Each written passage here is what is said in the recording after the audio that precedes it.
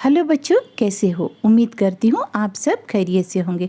तो मेरा चैनल का नाम है और अम्मा चैनल। अगर आपने मेरे चैनल को सब्सक्राइब नहीं किया है तो छोटे छोटे हाथों से मेरे चैनल को सब्सक्राइब कर लीजिए और बेल आइकन को दबा दीजिए, ताकि जब भी मैं कोई नई कहानी डालूँ तो आपके पास जल्दी से जल्दी पहुँच जाए।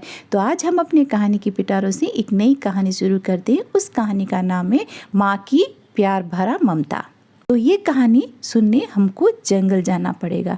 एक जंगल में एक आम का घना पेड़ था। उस आम के पेड़ पर एक सुरीली नामक एक चिड़िया रहती थी।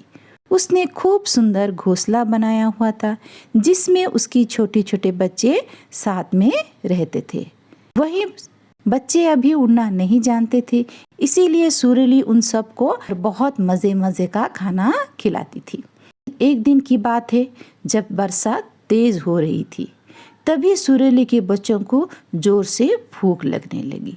बच्चे खूब जोर से रोने लगे। इसी तरह से सारे बच्चे रोने लगे। सुरीली अपने बच्चों को रोना देख के अच्छा नहीं लग रहा था, पर कर भी क्या सकती थी। बाहर बहुत तेज से बारिश हो रही थी। जब वो बारिश में निकलेगी तो उसका पंख भी खराब भी हो सकता है। भीगे पंख होने के वजह से वो उड़ भी नहीं सकती, इसीलिए वो वहीं चुपचाप बैठकर सोच रही थी। तो बच्चों की भूख से तड़प रहे थे, इसीलिए चुप भी नहीं रह सकते। तो वो क्या करेगी? बच्चे भूख से बहुत तड़प रहे थे, इसीलिए वो चुप भी नहीं बैठ सकती थी। सुरीली बहुत सोच में पड़ गई। इतनी तेज बारिश में खाना भी कहाँ मिल सकता है और कहाँ से खाना लाऊं? मगर खाना नहीं लाए तो बच्चों का भूख कैसे शांत होगा? बच्चे बहुत जोर से रो रहे हैं। काफी देर सोचने के बाद सुरीली ने एक लंबी सांस ली और लंबी उड़ान भरी।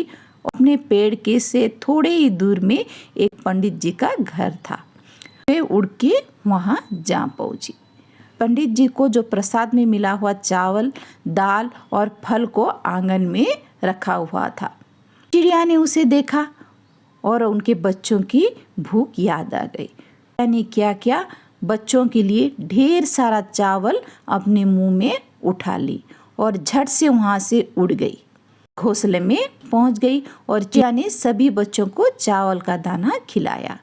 जैसे ही बच्चे चावल का दाना खाते ही उनका पेट भर गया और वे चुप रह गए और आपस में खेल में मगन हो गए। ये देखकर माँ को बहुत खुशी हुई और सोचा, शुक्र है ऊपर वाले का, मैंने बच्चों का भूख खत्म कर सकी। और वो ऊपर देख के मुस्कुराई। तो बच्चों, इस कहानी से हमें ये सीख मिलती है, संसार में माँ की ममता का कोई जोड़ नहीं है। अपनी जान को विपत्ति में डालकर भी अपने बच्चों के लिए हित में कार्य करने में कभी वो पीछे नहीं हटती है। तो बच्चों, इसी के साथ ये कहानी समाप्त होती है।